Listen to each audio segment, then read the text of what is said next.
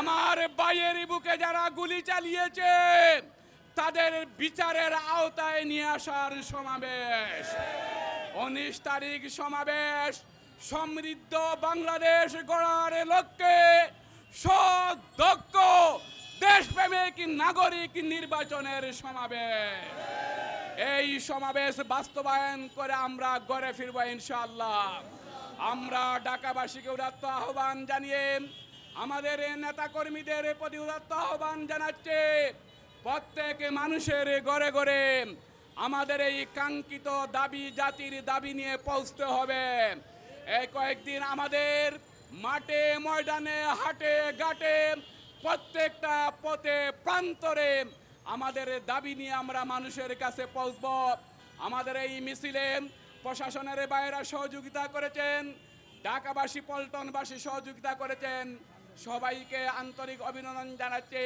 সাথে সাথে সাংবাদিক বন্ধুদের সার্বিক সহযোগিতার জন্য আমরা কৃতজ্ঞতা প্রকাশ করে আজকের প্রোগ্রামের সামগ্রিক কার্যক্রম এখানেই সমাপ্তি ঘোষণা করছে।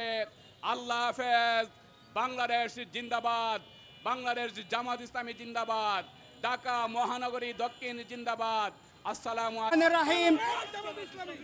সংগ্রামী নেতৃবৃন্দ, প্রাণপ্রিয় ঢাকাবাসী, বাংলাদেশ জামাত ইসলামীর আগামী 19 জুলাই জাতীয় সমাবেশের ডাক দিয়েছে।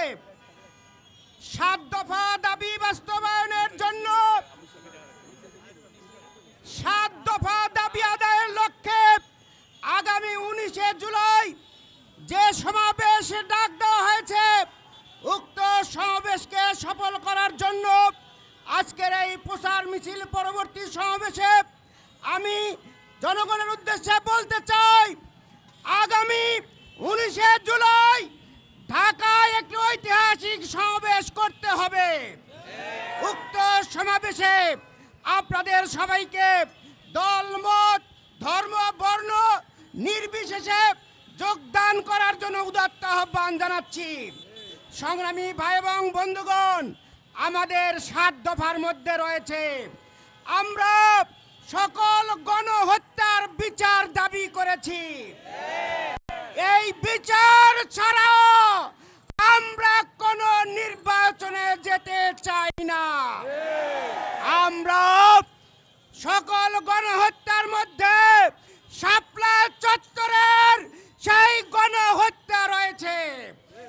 এই গণহত্যার মধ্যে বিডিআর বিদ্রোহের সেই সেনাদের শাহাদাতের ঘটনা রয়েছে। এর মধ্যে রয়েছে পল্টনের লগি বইটার তাণ্ডবের ঘটনা। সকল গণহত্যার বিচার করতে হবে। সংগ্রামী ভাই এবং বন্ধুগণ, সংস্কার করতে হবে।